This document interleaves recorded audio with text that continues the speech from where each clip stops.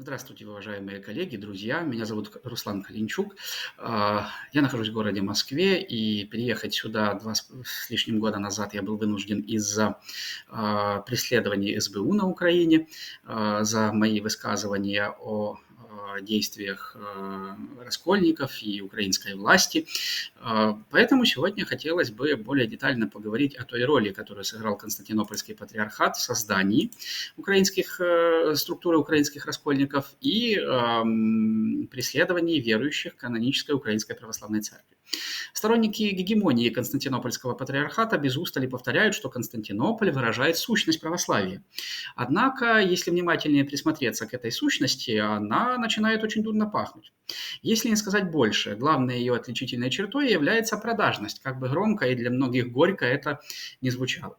Те действия, которые ныне осуществляет Фонарь на Украине, в Эстонии, в Финляндии, не являются прихотью или волюнтаризмом только патриарха Варфоломея, но являются логическим продолжением политики Константинопольского патриархата XIX-XX веков. Это особенно неприятно звучит, осознавая, что именно Константинопольскому престолу мы, православные, обязаны литургической и монашеской традициями, богослужебным уставом. Именно Константинополь принес свет Христовой веры на земли Болгарии, Руси, Чехии и Польши, защищал святое православие на территории сегодняшней Украины после Брестской унии. Да и сложно было бы себе представить православие без святителей Иоанна Златоуста, Григория Богослова, Фотия, патриархов константинопольских, без Феодора Студита, Афанасия и Петра Афонских, Андрея Христа ради Юродивого. Простой народ и священство Константинопольской церкви сохраняли веру в условиях жесточайшего давления османской порты, пережив столетия угнетения и преследований. Однако, к сожалению, этого нельзя сказать о верхушке Константинопольского патриархата, которая еще со времен Византии привыкла к интригам и коррупции, а под властью османов и совсем превратилась в придаток бюрократической имперской машины. Общая картина получалась очень неприглядной. С одной стороны, хранящий веру народ и низовое духовенство, с другой – верхушка, плетущая сеть интриг. И это было бы еще половина беды. Так происходит во многих обществах, где элита отрывается от народа и преследует только свою собственную выгоду. Настоящая беда, катастрофа произошла в начале XX века, когда верхушка Фонара потеряла паству. В XIX веке после серии русско-турецких и балканских войн провозгласили независимость Румыния, Болгария, Сербия, Греция. Со временем в этих странах и церкви получали автокефалию, становились независимыми от Константинополя, под властью которого оставалась только Малая Азия, где, согласно данным переписи 1914 года, проживало 1,8 миллиона православных греков или 8,5% всего населения Османской империи. Но во время малазийской катастрофы турки вырезали около 700 тысяч греков. Как писал французский историк Эдуард Дрио, малазийская катастрофа была более масштабной и ужасной, нежели падение Константинополя. Потом последовал обмен населением между Турцией и Грецией, в результате Константинопольский патриархат остался практически без паствы. К слову, такое положение было зафиксировано в 1923 году в Лозаннском мирном договоре между Турцией и странами Антанты, в котором статус Константинопольского патриархата был определен как главы греческой общины в Турции. Как бы Константинополь ныне не настаивал на том, что он имеет статус Вселенского патриархата, однако в международном праве его статус зафиксирован именно только как главы греческой общины Турции. Было бы крайне полезно, если бы эксперты в каноническом праве дали соответствующую оценку статусу Константинопольского патриархата с этой точки зрения. Потеряв статус Милет-Паши и паству, константинопольские иерархи задумались, где бы найти верующих. И тут им в голову пришла гениальная, на первый взгляд, идея. Если по домофорам Константинополя остаются те греки, которые эмигрировали в США, Австралию, Канаду, Европу, то есть те страны и те территории, где не было своих поместных церквей. И раз так, то почему бы не подчинить себе всю диаспору? Как же этого достичь? В головах греческих патриотов тех времен грезилась идея возрождения Великой Греции, империи ромеев, чуть ли не в границах Византии. Конечно, греки осуществить такой проект своими силами не могли, поэтому стали оглядываться на великие державы и самую сильную из них того времени, то есть на Великобританию. Возник даже чудовищный, совершенно дикий проект объединения Константинопольской и Англиканской церквей. С целью сближения с англиканами патриарх Милетий IV Метаксакис собрал Всеправославный конгресс, состоящий из 7 епископов, одного архимандрита и 2 мирян. Этот конгресс принял решение перейти на новоюлианский, фактически григорианский календарь, по которому жили англикане, и определять дату Пасхи, опираясь на, в кавычках, научные данные. В 1922 году без консультаций с другими поместными православными церквями Константинопольский патриарх Милетий принял решение о признании англиканской иерархии и о юрисдикции над православной диаспорой. Собственно, турки хотели совсем изгнать Константинопольский патриархат из Стамбула, однако именно англичане настояли на включении пункта о главе Фанара в Лозаннский договор. Но больше никакой помощи от Британии фонариоты не дождались. Однако этот факт следует иметь в виду, исследуя связи Константинопольского патриархата с разведками США и Британии. Но наиболее деструктивным с точки зрения православной экклезиологии было вторжение Константинополя на каноническую территорию других поместных церквей, особенно русской. После революции 1917 года Российскую империю покинули миллионы мигрантов, среди которых были митрополиты, епископы и сотни, если не тысячи, священников русской церкви. Кроме того, от Великой России откололись, образовав свои собственные национальные государства, Финляндия, Литва, Латвия, Эстония и Польша. Получив независимость стараниями Британии и Франции, эти страны начали проводить антироссийскую политику, а власти стали преследовать православную церковь, видя в ней инструмент влияния России. Так, в 1923 году при содействии властей Константинополь захватил финляндскую церковь, автономию в составе РПЦ. В том же году последовал черед эстонской православной церкви, которая обратилась на Фанар с просьбой о автокефалии.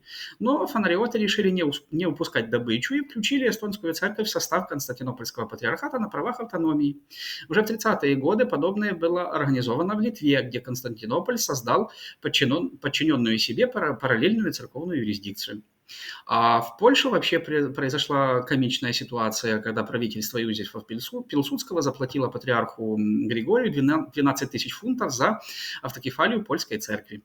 Уже после войны в 1948 году иерархия польской церкви принесла покаяние патриарху московскому Алексию и получила законную автокефалию.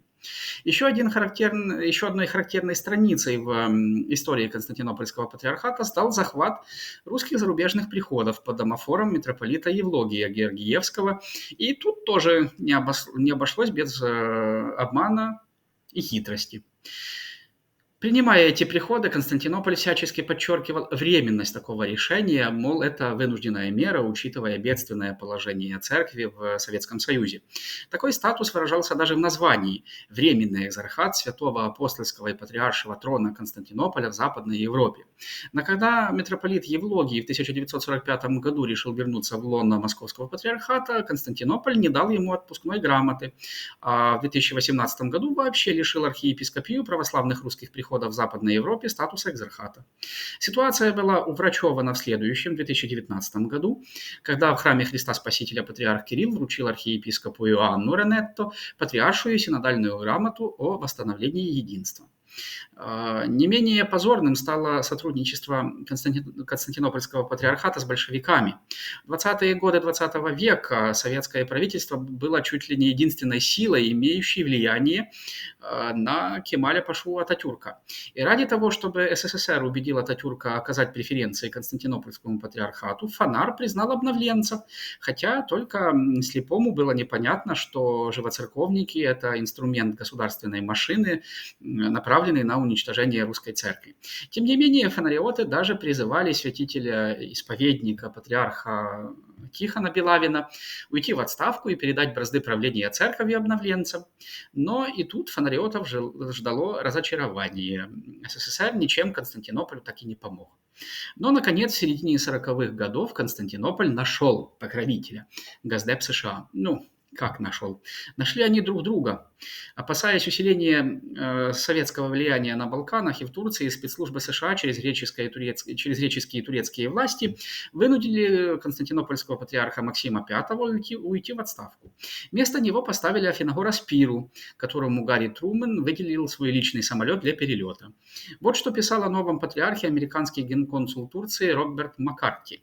В ходе моего первого официального визита Афиногор большую часть своего времени уделил выражению любви и восхищению в адрес Соединенных Штатов. Он дошел до того, что заявил, что краеугольный камень его деятельности как патриарха – продвижение американских идеалов. Выраженное им восхищение США порой было настолько неуместным, что вызывало у меня смущение.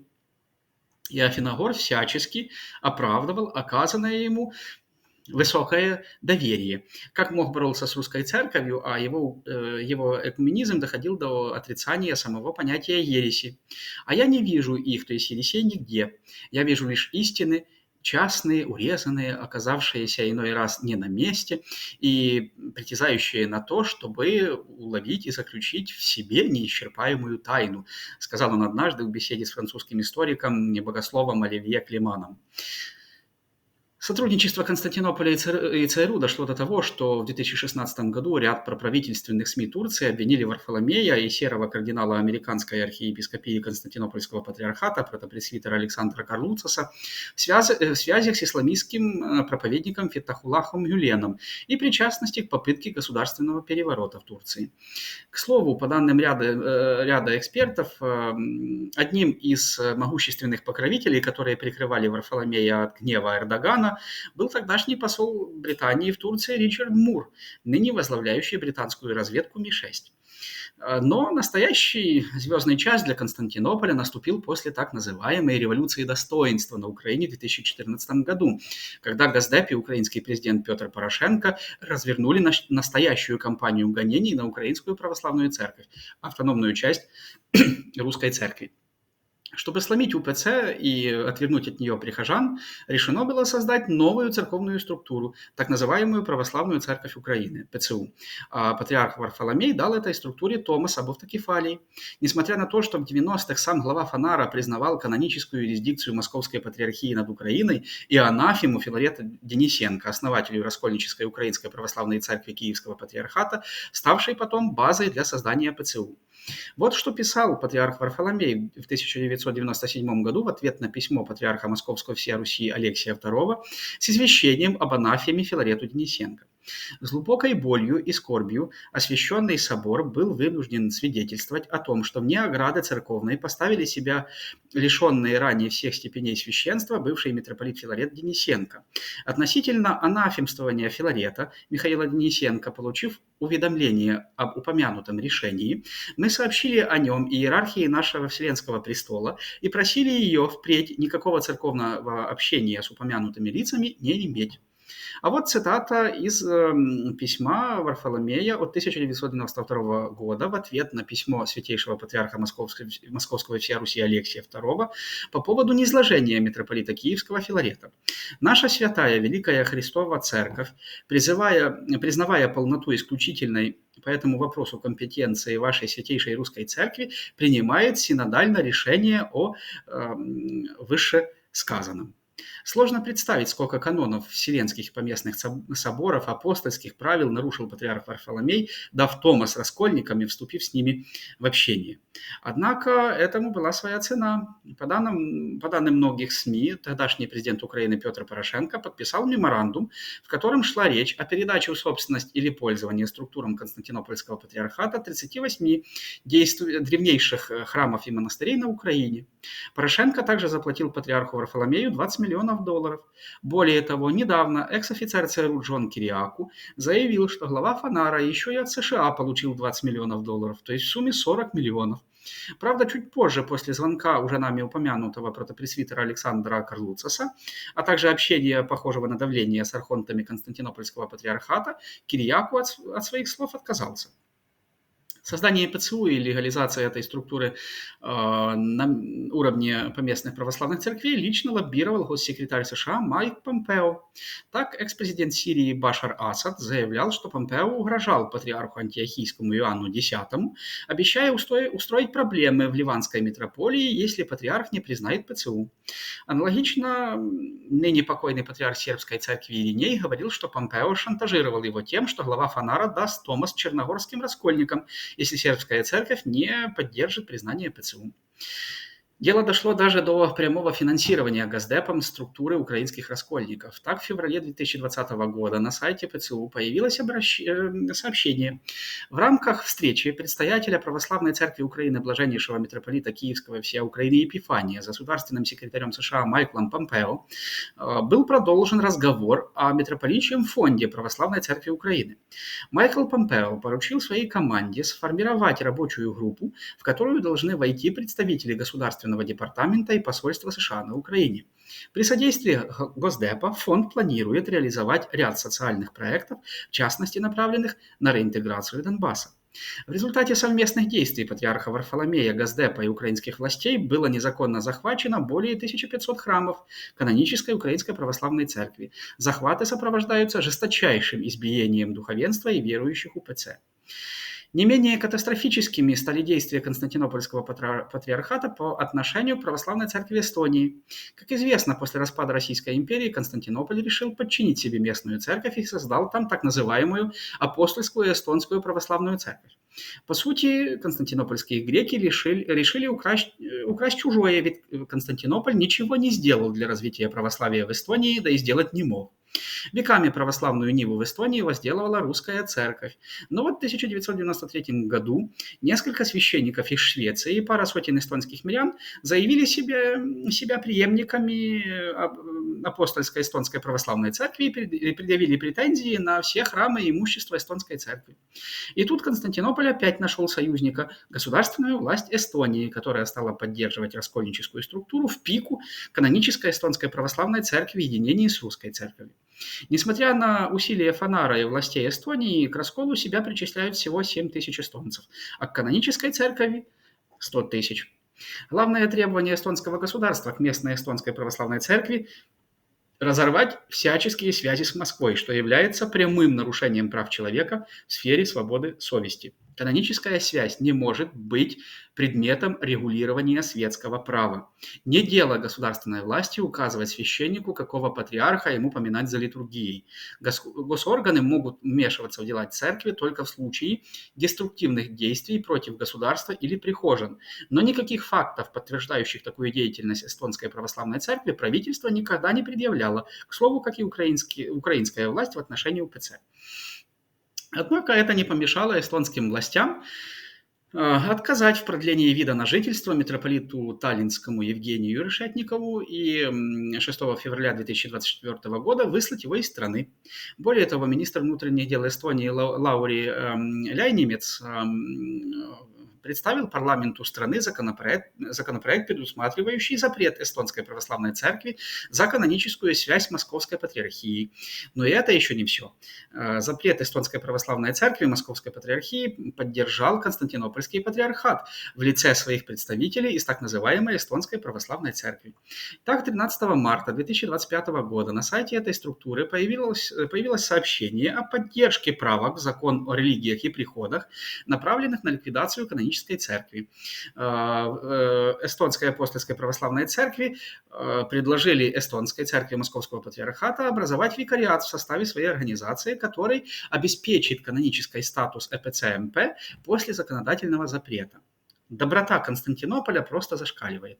Мало того, что поддержали запрет православной церкви, так еще и лицемерно предложили выход из ситуации. Мол, присоединяйтесь к нам в формате викариатства. Со стороны это выглядит как сговор двух преступников, Фанара и эстонской власти.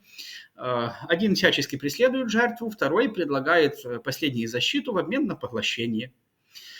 Вдохновленные примером соседей, по схожему пути решили пойти власти Латвии, зарегистрировав в октябре 2019 года Латвийскую православную автономную церковь в юрисдикции Константинопольского патриархата. Но государственные органы решили не останавливаться на полпути, и в сентябре 2022 года законодательным органом страны было принято вопиющее по своим меркам решение о провозглашении автокефалии Латвийской православной церкви, которая является самоуправляемой православной церковью в составе Московского патриархата.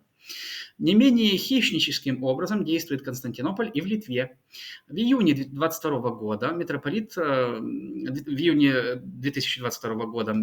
Виленский и Литовский Иннокентий Васильев в соответствии с решением епархиального суда лишил сана Георгия Сунгайлу, Виталия Моцкуса, Владимира Селявко, Георгия Ананьева и Виталия Даупараса. Но они, не согласившись с решением архиерея, подали в Константинополь апелляцию. И вот уже 9 сентября 2022 года патриарх Варфоломей принял делегацию из Литвы во главе с замминистра внутренних дел Мантасом Адаменосом.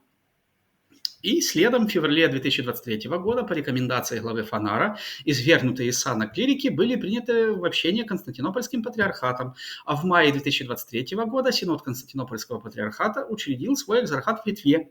Запрещенные клирики и стали первыми священниками в кавычках экзархата, а в январе 2024 года госсекретарь США Энтони Блинкен вручил им международную премию за защиту свободы вероисповедания.